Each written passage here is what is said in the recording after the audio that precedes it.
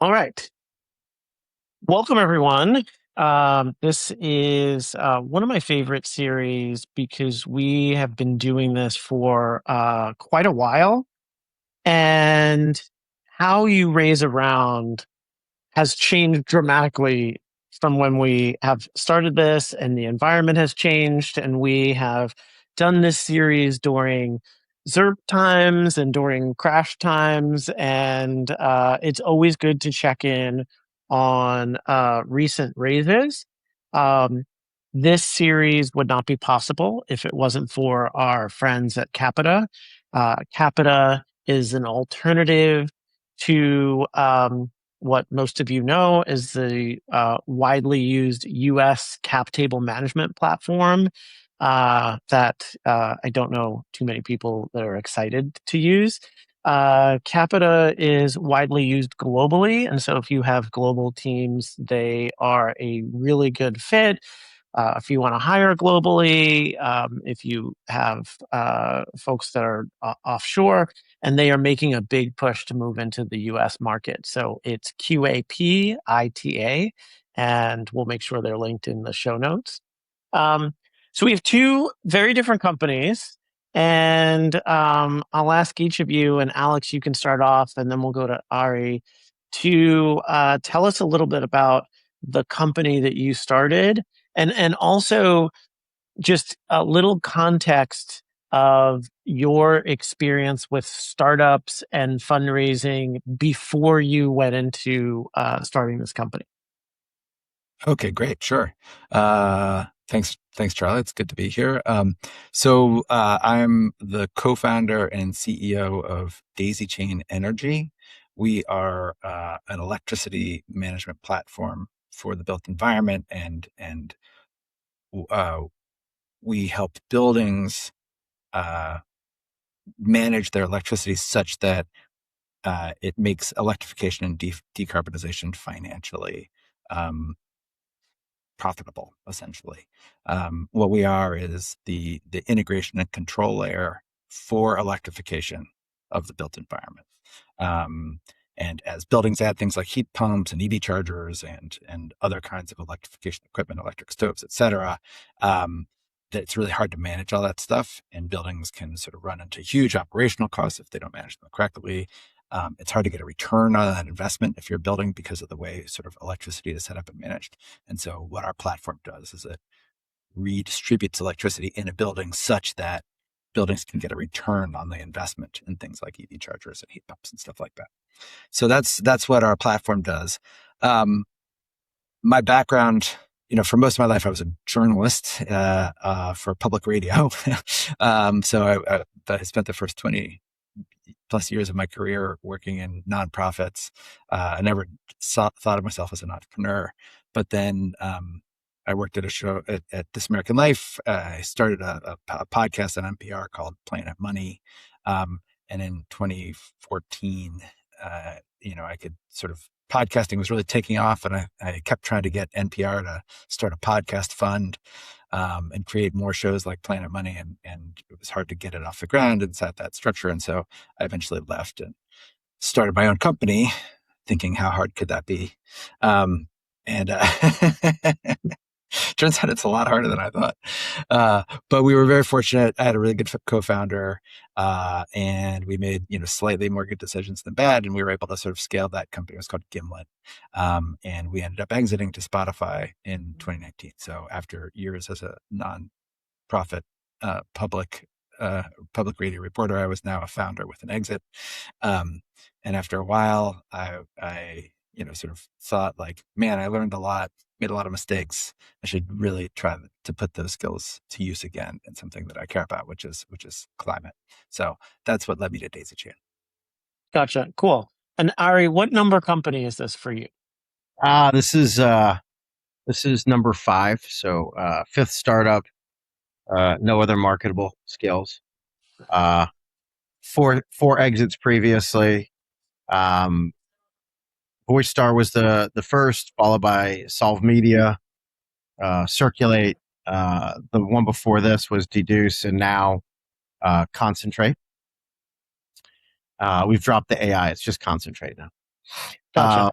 It's implied, I guess. And so just to give you a quick summary, Concentrate's a unified gateway for LLM traffic. We're tailor-made for regulated industries. We've got a full governance and risk management and compliance suite on board, and it's free. And so one integration gets an engineering team over 150 compliant models with multi-cloud resiliency and cost optimization built in. So effectively, when any provider melts down or reprices overnight, our customer apps don't notice. Gotcha. So I want to talk a little bit about being a repeat fundraiser and a repeat entrepreneur with prior exits, because there's a perception that the fundraising environment is the fundraising landscape is a very kind of like insider game, and you call up people who know you, and there's this whole thing about whether people will take cold intros, and whether or not you need to know the investors. And there's clearly an advantage to having gone through this before, but I want to kind of break down the what that advantage is, in particular when you are doing different types of companies, right? Like if you were, you know, part of the ad tech mafia, and this was your like fifth ad tech company, and you went through all of the same investors who were all historically ad tech investors. Like I get that that's going to be kind of rinse repeat, but this is a little different. So Ari, what is that experience like? And maybe if you can separate, like, are there things that are easier just because you've done it before? And people credit you like, oh, I know Ari, I know he's not gonna, like, make dumb mistakes or, blow my money and all this sort of stuff. Or are there things that are easier just because um you don't have to make the first timer mistakes just because you've gone through the process. So it's not really that you're an insider, but you just kind of have done the stumbles before. Yeah, every single one of these is sort of fraught with terror. Um, Even the fifth time around. you can be a known entity in a market or a couple of markets.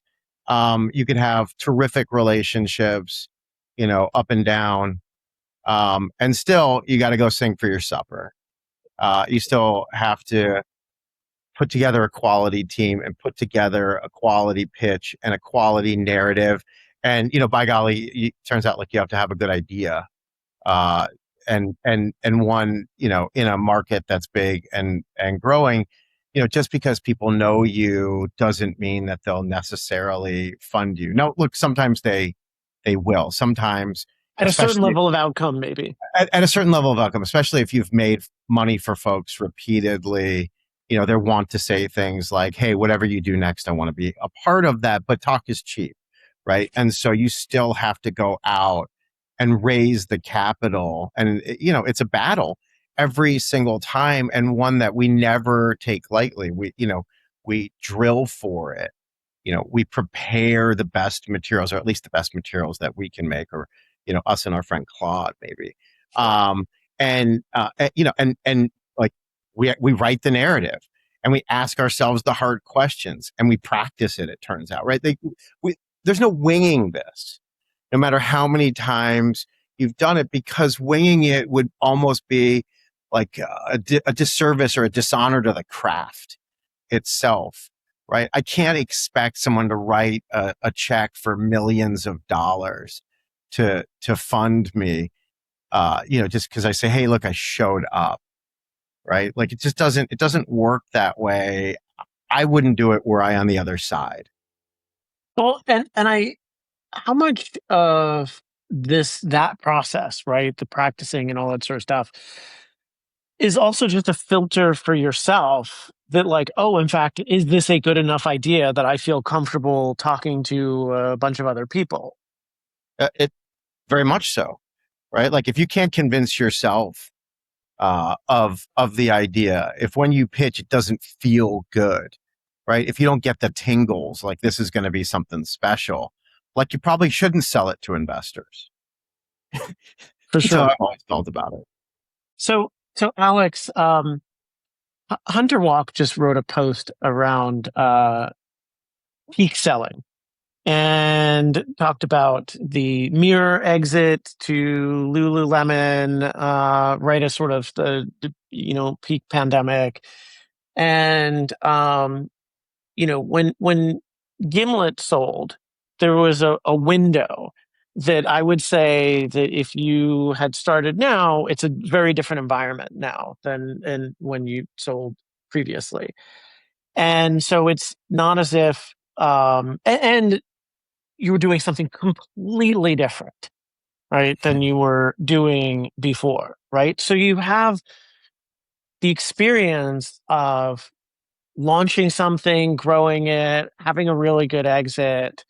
Um, did you feel, was there wind at your back talking to investors now? Or was it like, hey, this is a different animal. You're starting from zero now because you have expertise in media. This is not a media play. Um, there's a little bit of wind at your back. You have to have something that investors can sort of like at least that gives you some kind of credibility. And so having had a successful exit Hmm. definitely helps. I would say it helps most in the seed, the sort of the pre-seed, the sort of friends and family, Right, where you can't just be like, hey, I have this idea. I think it's a good one. Can you write me, $100,000 check and get, I can right. hire, a couple You made people them so I money get up and running. before. They're sort of Yeah. inclined to And to. yeah. And like, and in the course of doing that company, and so when I started, as I said, my background was in nonprofit media. So I wasn't meeting a lot of billionaires in that line of work. I just didn't know anybody with money. And so that's the other way it helps is like now like the idea that there was anybody, 10 years ago, I could have written anybody asking for $100,000 check was ludicrous. But now I have a bunch of people that I could ask for $100,000 check. So that's also huge. Um, uh, but like, and it, beyond that, it is, Ari's, and it was very comforting for me to hear Ari say that because I feel like somewhat of a, sort of a lot of, imposter syndrome here because I feel like, I still have a hard time thinking of myself fully as like a repeat entrepreneur, even though I'm sort of well into my second startup. Because, maybe the first one was just a fluke and I got lucky and I was a sector expert and, so I'm glad to hear, Ari, that it's also the same drill for you, even on company number 5, because that was definitely our experience as well. Like, once you pass that pre-seed and you're actually pitching, sort of a larger round, it's just, it doesn't, it gets you in the door maybe, but it didn't seem to move the needle at all in terms of like who wrote a check and who didn't. I want to follow up on the whole sector expertise thing and the through line because I have to imagine that there's a little more interest in what you're doing because the headline is founder of Gimlet, which a lot of people know, or here's your next Mm-hmm. thing, right? So there's a curiosity factor and a kind of watch this space. On the other hand, I'd be curious: is there a through line? One of my investors sold a company for a couple $100 million, and he told me that he was struggling to figure out what to do next because if he knew everything that he had known by the time he went through the whole thing, he never would have started the first company in the first place because the odds were against him. It was kind of a crazy idea, right? But it worked. And now he felt like his bar was too high. So I'm curious as a both your own filter and other people thinking whether you can do this in a new space. What advice would you give to somebody who's like, I'm going to go out and pick a sector that isn't necessarily the thing I did before, and I'm going to come at it relatively fresh and start something new. Do you feel like you're at a disadvantage not being a sector expert, or you're at an advantage just because you'd like launched something and grown it, and that balance? So definitely the disadvantages outweigh the advantages. The advantages are few. The advantages are that sometimes if you have, sort of, if you're deep inside a sector, sort of efficiencies that might be perceptible to an outsider, you don't necessarily see for yourself. So the one advantage you have as an outsider is you can sort of come afresh and you're learning everything and you're just like, well, why does it work that way? And people will be like, oh, it works that way because of this and this and this. And then if you drill down, it's like, oh, it works that way because that's just the way it's always been done based on some sort of technology from the 1950s. And actually, there's probably a much better way to do it, if you ever wanted to do it a different way. So, for example, and a really good example of this, one of my investors, Andrew Mason, who started Descript. He was founder of Groupon, then went into Descript and sort of found his way to Descript through a sort of a travel thing that he was trying to start. And that's how I met him. He reached out to me because he wanted to start this audio travel thing. And so he and I were talking, and he was asking me about like what kind of tools we use in India to sort of do sort of audio editing. And I said, we use this thing called Pro Tools. And he was asking, what's Pro Tools? And I was like, Pro Tools, it's like a digital thing. And he had me looked at it, and like what Pro Tools does is it draws a waveform, and then you edit that waveform and you put it all together. And he was like, so wait, it's taking the information that's drawing a digital image, and the digital image is drawing as a waveform. And I was like, yeah. He was like, why doesn't it just draw the words? I was like, oh yeah, that would make a lot more sense if it just drew the words. And so instead of trying to guess where you stop talking, and the script draws the words. And so so now you don't have to infer what a waveform looks like. You can just read the word. So that was an outsider insight that us insiders didn't have. But that being said, like, he needed all the insiders to understand what he was doing and figure it all out. And I feel that way very much in mine. Like I don't know the first thing about, I didn't know the first thing about this sector. So I had a lot of experts around me, and those became my co-founders. Gotcha.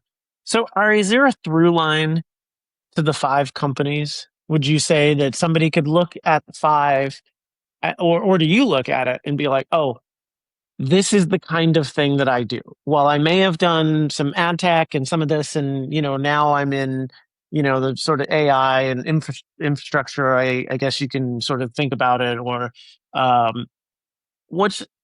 have you found a through line, and what advantages do you have in taking a look at things the same way? Or do you feel like an outsider to the space that had to learn it? I don't think anyone can feel like an outsider to the space. It's like brand new space.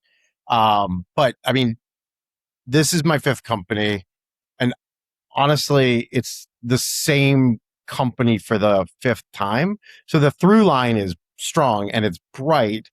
I would say we've often aggregated fragmented supply on one side and enterprise demand on the other, and then built the layer in the middle.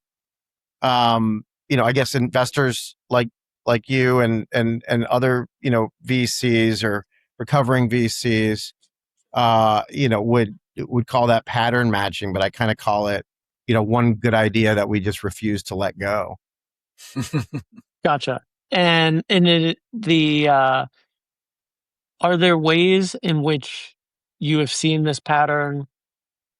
Are there nuances that you have to apply to every market where you run in and you say, oh, I've seen this all before, and it's like, well, actually in this space maybe it's a little different? I wouldn't say it's so much of a nuance, as sort of like an obvious marketplace learning, which is to say, like, nobody on the demand side cares if there's no supply. Right. I mean, which is kind of like marketplace 101, but, in our business, we have, almost 20, I think we have 23 suppliers of frontier and open source models, because we've got to have multi-cloud resiliency. and we've got to have diversity of model. If we didn't have all of those models, the enterprise wouldn't show up excited, right? They can sole source a single model or model family. Right. Right. So let's talk about the actual sort of raise and the decision to raise. Especially in this environment, there are folks who are leveraging AI to bring down costs of build and deciding that, well, maybe I don't need the same kind of venture dollars. There are those who are starting off in sort of a more servicey play. What can I do now that you'll pay me for, and then I'll build software after. Um, Alex, can you take me through, um, especially having a prior exit, right? And you could probably put some of your own capital into this to start. What was the moment where you said, you know what, I think outside capital would make this better? And did you consider not doing that? Yeah, I definitely considered not doing it. I mean, raising capital is a big pain in the ass, and it's like an invitation of sort of like a month to a year of gut wrenching rejection. Um, and if we get there, we'll get to the part where I cried this time around, if you want. But it's like horrible, and the reason that people do it is because it helps you scale quickly. Like it helps you capture a market, and so and doing it the other way is really slow. If you just need to sort of grow off your revenue, off your profit. So we, and I think a lot of people sort of go out, maybe we can just do this without any outside capital, and then they sort of, nope, it would be better if we could sort of like pay for a team and speed this up and capture this market. So and that's sort of what we did. We were thinking like maybe we can just do this service model, but like, you got to build what, to capture this market, you need to build a platform.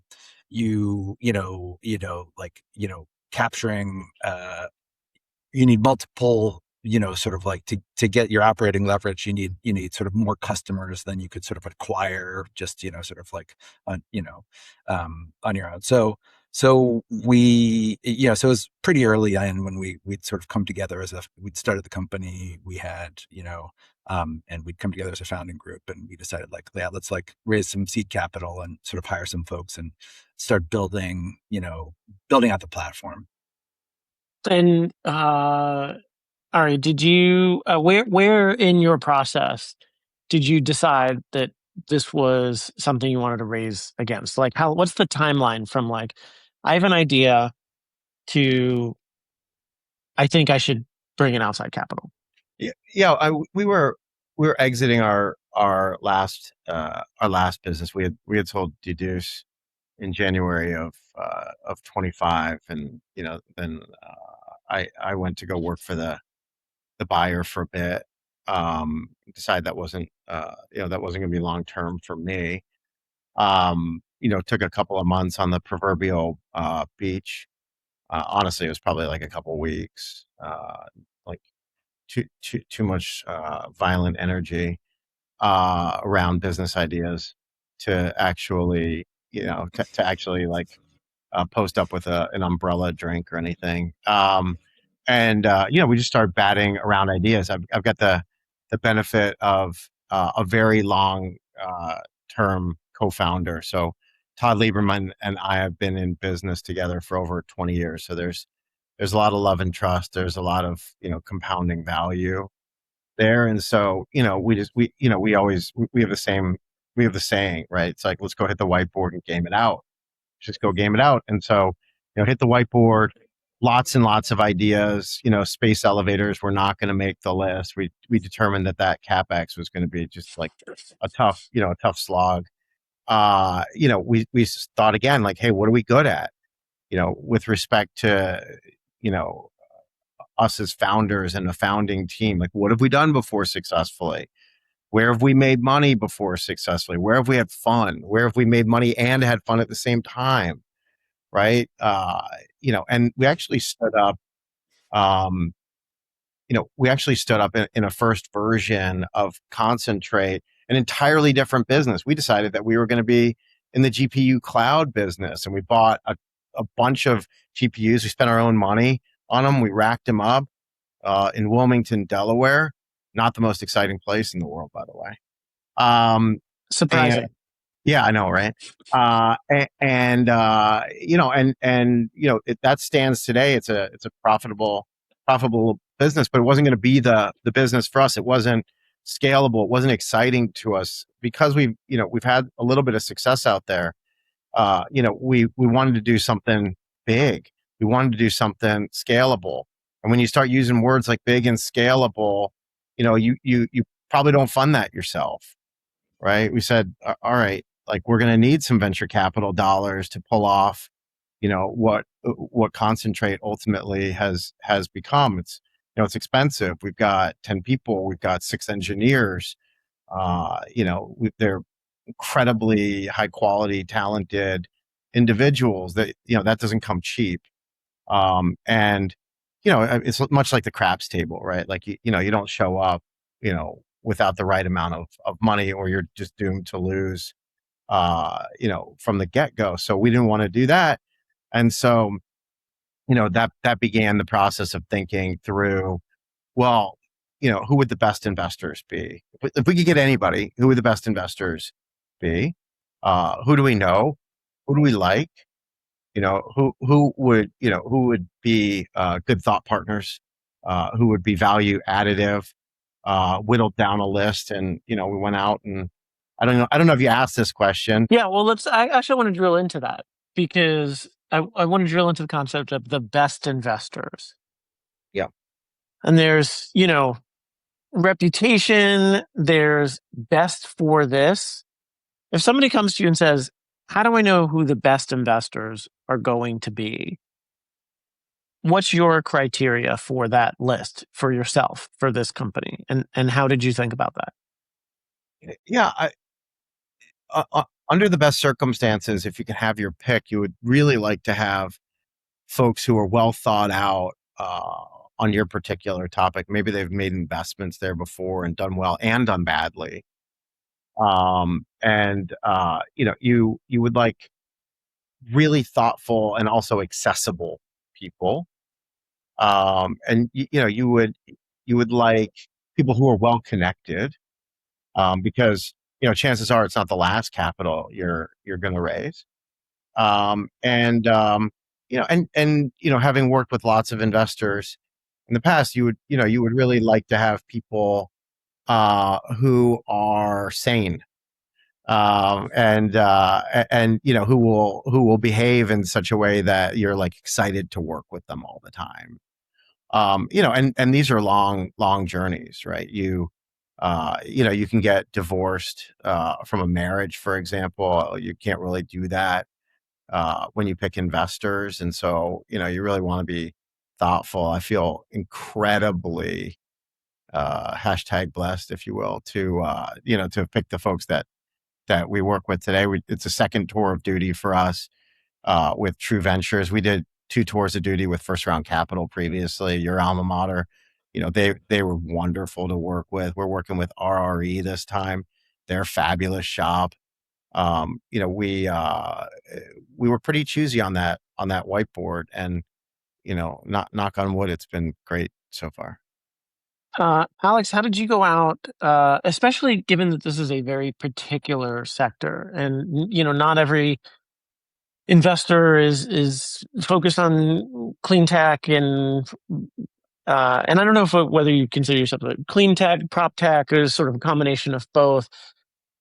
How did you make your list, and how much impact did the sector have on it? Yeah, I mean, so yeah, I think this is where probably Ari and I are a little bit different, and I am a little bit more of an imposter in this space. Like I think for both of the companies, I think if there is a through line, it was that like the business was a mechanism for doing the thing that I wanted to do, rather than the thing that I wanted to do becoming the mechanism for the business. So and so it's not as investable a thesis, honestly, because like podcasting, pretty bad business. Um, and climate is a pretty hard business. Um, but but it's a business and it's a doable business. And so what I'm doing, I loved podcasts and I just wanted to make more of them. And I saw this need, and that happened to dovetail with like, people with money sort of seeing the thing and an actual growing market. But if I was like on a whiteboard of like, and what's the most fundable, sort of scalable business out there, I would have thrown podcasts out the door just the same way you throw space elevators out the door. It's like, certainly the ones we were building, so my goal once I had this exit was I wanted to do something that felt important to me. I think where Ari and I are similar is that I was like, what am I good at? And I was very good at podcasting. Like that was definitely like a skill set that I possessed. And I think that's had a lot to do with the success ultimately of the company. I don't know anything about climate, but what I am also good at is like trying to figure out complicated,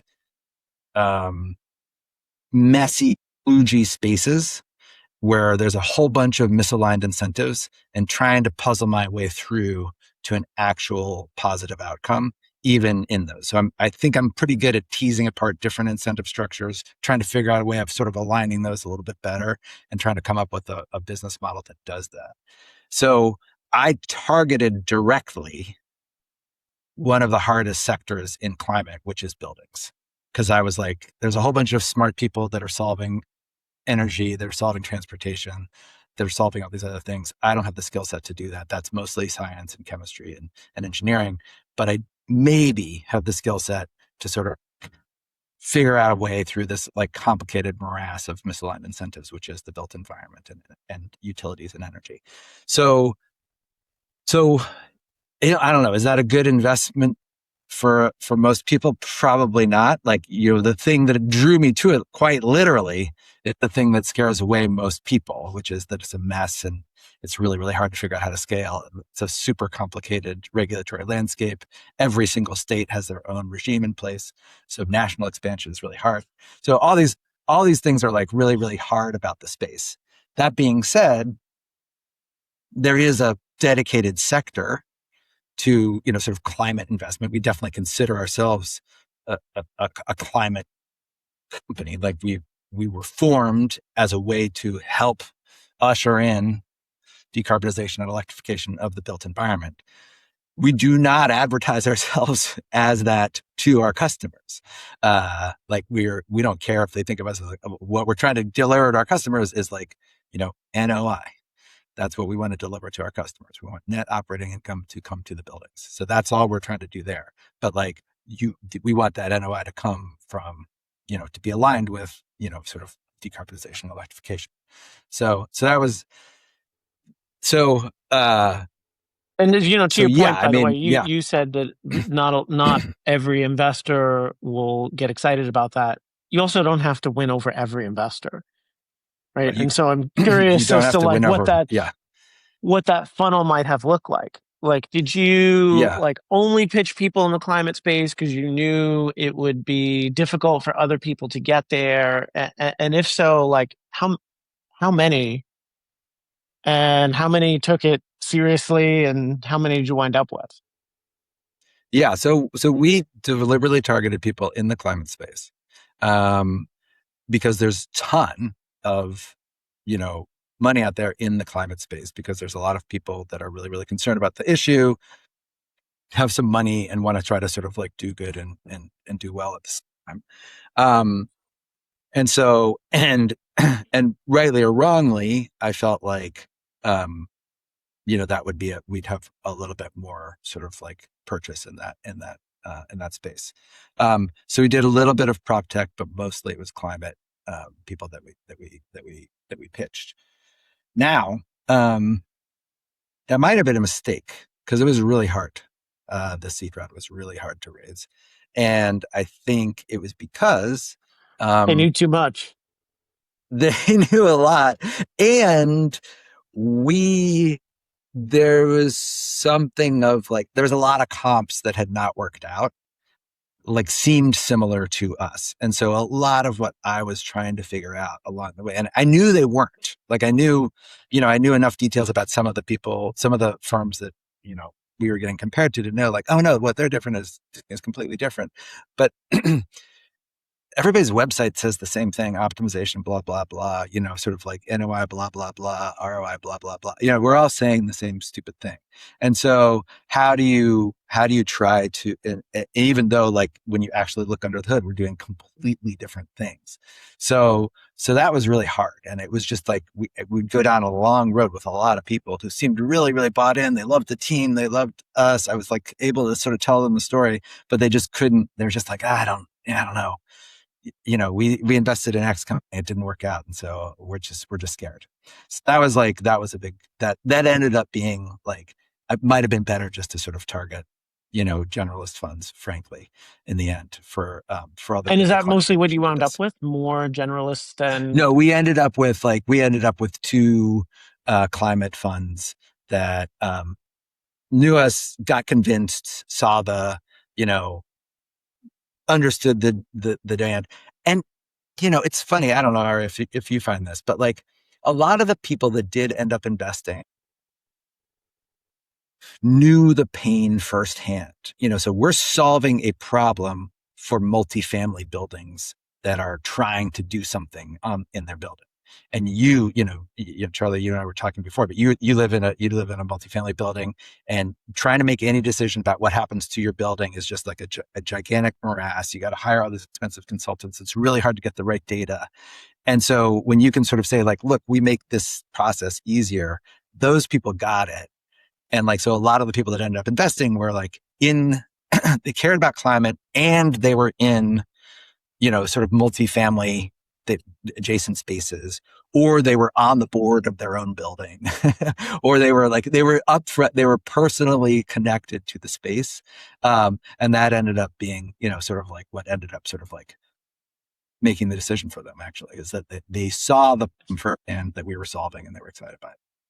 Yeah, Ari, I want to ask you about that competition issue, particularly in the AI space, because I feel like for every idea that you have in the space, because of the overwhelming number of founders going after it, in the same way, there's probably a handful of other people that, at least on the website, sound similar or feel like they're in the same area. And so, did you run into landscape and competition conversation of like, oh, doesn't so and so going to do that, or aren't you just like this other thing? And did that come up, or um, did VC sort of trust your work on the space? That came up. It came up early and often. And there are multiple ways in which it came up. So every AI category is either overfunded or completely wide open, depending upon your interpretation of where we are in the cycle. I happen to believe we're in like the second inning of commercialization of AI, and so some names may be overinvested, but specific slivers probably not. So for sure, people said, well, what about this company? What about that company? And how are you different? And then they would pick apart, as they should, certain facets of the business. They would say, well, you're in the business of doing spend management, when it comes to tokens. And I would swear up and down and say, look, this is going to be a big deal, guys. Like people are going to spend a lot on this stuff and increasingly more. And then they're going to get frustrated because they've got 9 different providers and they're digging into 9 different consoles and they don't know what they're spending. And, it's going to be a mess. And by the way, this is before the whole token maxing conversation. And so we were directionally right. It's always nice when that happens because it doesn't always happen that way. And so they would say, well, yeah, look, we saw some version of, we saw a bunch of, businesses that would cut cloud spend, and like, they're okay businesses, but they're not great businesses. Or we invested in one of those businesses and, same outcome, like, yeah, it's an okay business, right? Like it'll be okay. Like not a home run for our LPs, right? Like, aren't you going to be like that? And it was like, guys, this is so different. That's like a component of what we do. Just like governance and risk management and compliance is a component of what we do. But ultimately, like, we're going to be in the business of saving people a terrific amount of time and money, especially in LLM ops. And it'd be like, well, what's LLM ops? Like, oh, okay, well, like it turns out, if you're going to use a bunch of these models, you have to do lots of testing and you have to like plug them in and you have to run sprints to do that. And you have to make sure it's all like interoperable with the other stuff that you're doing, yada, yada, yada. That was where everyone was like, oh, okay. That sounds different. Yeah. We'll fund that. Well, It's interesting. It what? actually reminds me Oh, of the early Datadog story because initially your cloud infrastructure or whatever was only so complicated. Right. And a lot of people would say, oh, I don't really need a dashboard. Like this is, dashboarding companies, this is pretty simple, right? And the underlying complexity of the space drove the need for management and insight and all of this sort of stuff. And if you weren't a VP of engineering yourself, it was probably hard to have the opinion of like, oh, this is going to get way more complex. Yeah. Alex, you had yeah. a point on that. Yeah, I was going to say like this is an example for me, and I wonder if you feel this way too, that navigating that conversation, which is like, aren't you guys like this, and like isn't this what this company that failed did? That is another sort of area where being an outsider is very unhelpful because Right. like I would Because be you like, haven't heard of them. maybe I have literally not heard of that company. So I'm going to Google them right now while you're talking to me. And I'm going to try to ascertain from their website what they're doing. And like, you try to do all the market research you can, you try to do all that stuff. But like, unless you've been in the sector for years and years and years, you just don't know all the competitors. And when in podcasting, I knew every single podcast company. I knew all the people who worked at all of them. I'd been to conferences with all of them. I could tell you exactly how every single Right. sort of producer out there was the same or different. And in this space, I was just like catching up in real time during these conversations. And so it took a lot of time just to sort of like even understand basic differences between what we were doing, what other people were doing, what our, sort of what our differentiator was, what the opportunity set was. And then on our own side, you know, what we wanted to specialize in. Like what did we want our niche to be here? Because like this is the other thing when you're sort of an embryonic company, and even if you have like a focus or whatever, there's still a gazillion directions you can go. And so you have to like focus on sort of where you think the future is. And so we made a decision pretty early on to be like, no, we're the electrification specialists. We're not an energy management company. We're an electrification management company because we think electrification is the growth, and managing boiler systems and gas, sort of is the past. And so, and there's a lot of people that do that. And so we're the specialists in this new growing sector. But like that internally, even that's a scary conversation because like there's still money to be made, maybe sort of like, sort of working with boiler systems and trying to optimize those, even though there's a bunch of people out there doing that. If we could do it too, maybe that would give us an advantage. And so you really have to, but then if you do that, then you're taking away from a feature that might be the feature of the future. So you have to be like, so figuring all of that out took me longer because I'm an outsider than if I had been an insider. One of the things that I tell founders that actually, conveniently enough, it's right next to me, that they can also find in my book on fundraising. I own a copy. I own a copy. Founder unfriendly,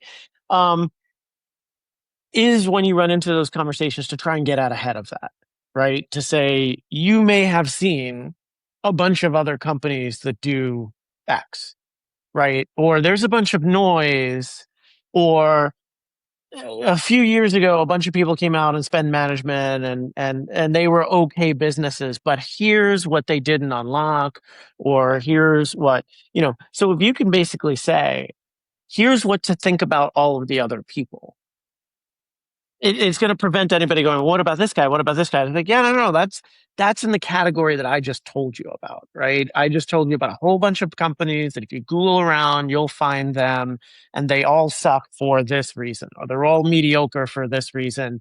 And here's where we're not going to be, right? Because I think the other thing that people forget is the telephone conversation, the telephone game, which is you pitch one partner, and then they on Monday morning go into the partner meeting to try and gather momentum within the firm.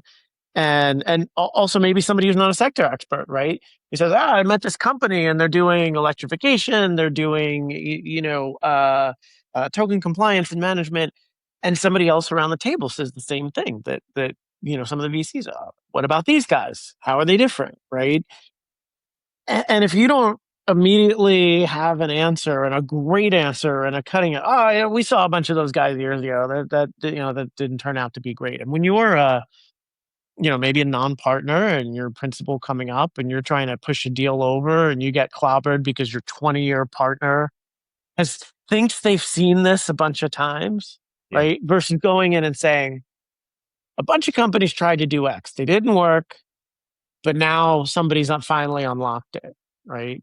It's sort of a different conversation, I think, because you don't want the VC to own the conversation, right? You want to get out ahead and say, let me tell you what to think. These aren't the droids that you're looking for, right?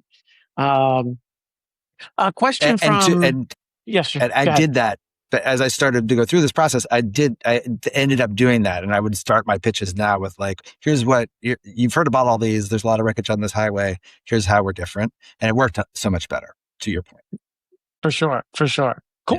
Yeah. I'm glad to see I'm not just blowing smoke and that it actually works in tried and practice.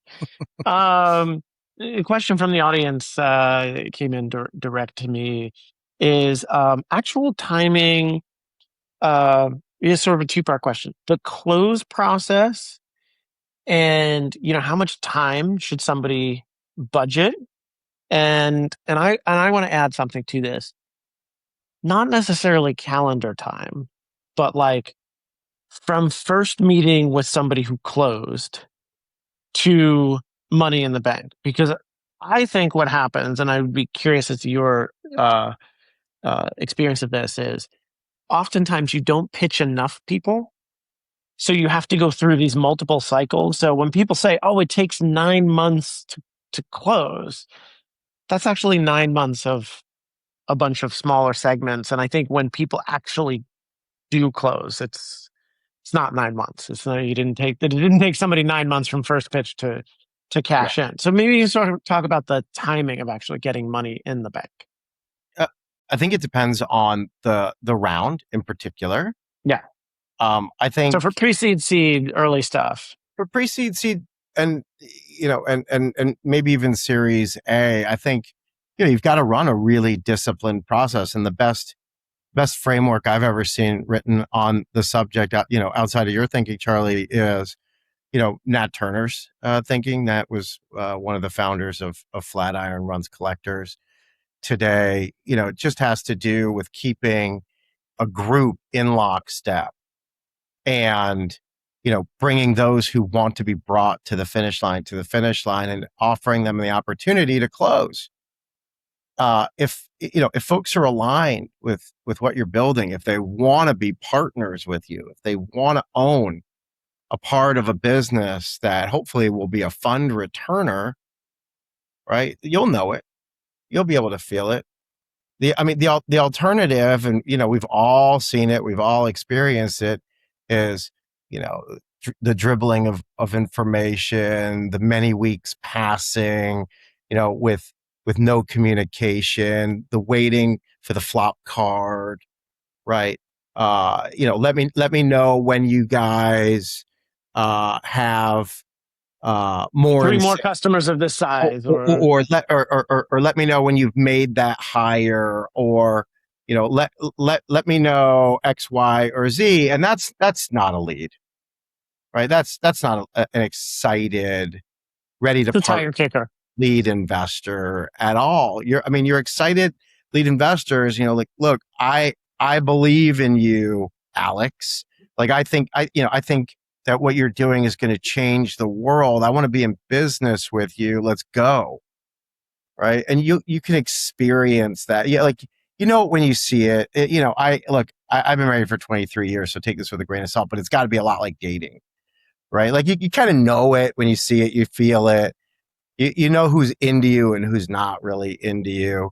And the trouble for folks who haven't raised capital before, or may have done it on a limited basis, is some signals feel good, right? They're not good, but they can kind of feel good because, look, if the shoe were on the other foot, if I was sitting in the VC seat, I would sure as hell love to have as many looks as possible. I'd love to hang around the rim, right? Like, why not? It's good for my LPs. It's good for my career. Like I would want to see all of the information if I can, but that's not what the Midas list is made of, right? The Midas list is made of, you know, uh, VC professionals who decided that they were going to take the leap, take the gamble, and it paid off massively, right?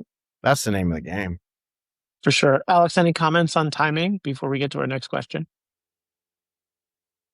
I mean, yeah, for us, it was just like, it was a very long process from the time we sort of started the fundraise to the time we finally closed. It was probably like 8 or 9 months total. And which felt like a long time. I guess that's about right. Yeah. We started in the summer and we closed in the spring. So it was, probably like, but, But how we, much time with the people who actually said yes? I,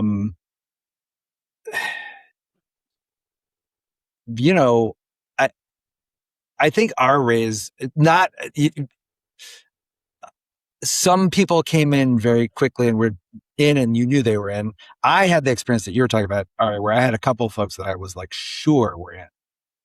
And then they didn't. And, I thought I was running a great process. I had 4 people that I thought were like pretty interested leads. I had them all together with a customer. So I was like, okay, there's FOMO being generated here. Like this is all going to be good. And then nobody, and I'd been having conversations. I felt very, very certain that we were going to get 2 or 3 term sheets, and we got 0. And so that was was very surprising, and the reasons were myriad. But it was like one of them had a very one of them was trying to underwrite, to previous exits, and there just were some pretty crappy previous exits. And so I was like, we're not like those people, but like she didn't have the data that she needed. One of them, I think it was a sort of a more junior partner, was really into us and really trusted us and really bought in, and just couldn't convince the senior partners who'd seen previous, sort of like failures. And we ended up getting 1 lead, but our lead was, so that ended up working out, but it was like, it was hard. So I think, and then one of the big followers who came in was somebody that I talked to very, very early, hadn't heard from for a long time, sort of on a whim. I was like, but they always seemed like they'd gotten the idea. And I was like, hey, we're like trying to fill in this round. Are you guys still interested? And we hadn't spoken in months. And then he was like, yeah, let me see it. And then they ended up coming in pretty quickly. So it's really, I don't know, man. I wish I had better lessons to draw. It seemed, it was very confusing. I'm still sort of somewhat confused by it, yeah, I have theories if we want to get into those theories. As are the VCs, by the way. VCs will have a whole bunch of different answers. Last question before I let you guys go, and I really appreciate all your time. Let's talk about the first hire that you made with the money, or somebody that, as part of the round, you identified and said, it's really important for us to get this person. How were there any complexities around that? Did investors want to see who that was, or see that you can, kind of make that hire? Because ultimately, a lot of this money is going into people, and I'd be curious as to like the type of hire that you said, like, this is where your money's going. I can talk about that a little bit, just because Todd and I have a tendency to work with the same folks over and over again. It's kind of like an Adam Sandler movie set a little bit, which, by the way, I think is fabulous. Because again, it's about love and trust, right? Like knowing where your bandmates are going to be on stage, like you know, potent. Um, I think for repeat founders, it's maybe a little bit different than for newer founders. I think hopefully there's some trust from the investors. So they may be interested in the personas. They may be interested in the titles that you'll hire first. They may ask those questions specifically to understand how you think about the business and the sequencing of the business. But we certainly don't find ourselves, running resumes by them. Now, if we were, replacing me, for example, I'm sure that would come up. But our first hire in particular was a data privacy officer. So I mean, that tells you a lot probably about Concentrate, right? We are an AI business through and through, and our very first hire was a data privacy officer, and we'd worked with Shannon Gelson for 13 years prior, just like one of the brightest legal minds we've ever worked with, and like arguably the best in the business when it comes to privacy and security, and that's really important to our business, right? We appeal to the enterprise, we appeal to regulated markets, governance, risk management, compliance are like words that are bandied about in our office daily, and our customers really care about as the conversation has moved from token maxing to what we call compliance maxing. Clever enough. So that was our first hire, and I think it was like it's one of the joys. Maybe Alex will agree. It's one of the joys of being a repeat founder. If you're good to people, if you have a terrific culture, and that's something that we always aspire to, people want to work with you time and time again. People want to bring the band back together, if you will. You sometimes hear that expression Mhm. in entrepreneur land, and like that's what we did. Cool. Uh, Alex, who did you need to hire on your team? Where's that money going? Yeah, I mean, I think you don't. Yeah, I think at this stage you wouldn't want an investor sort of like reviewing resumes on like the hires. That would be a little bit more micromanaging that you're looking for. You definitely want help sourcing talent, and that's very important. Again, I'm in such a different sector, and like what we're doing is so different that none of my old connections are like sort of suitable to bring on here. I have multiple co-founders, and so we also filled in a lot of the sort of senior executive. So each co-founder was sort of head of a department, and sort of staffing under those departments. That being said, for me, and I don't know, Ari, about you, but like, yeah, you talked about trusts a lot, and that was one of my biggest sort of surprises with my first company. I was like, you just need you can't compensate people with the normal things when you're a startup. Like they have to buy into the vision, and you have to be sort of bonded by something other than just benefits and a good salary. Like you have to be sort of aligned on sort of what you want to do. And I was like, when I first started Gimlet, I was like, oh, this is why there's so many family businesses, because you just need a bond beyond what you normally get in the workplace. And so how do you establish that when you're not family and they're not relatives?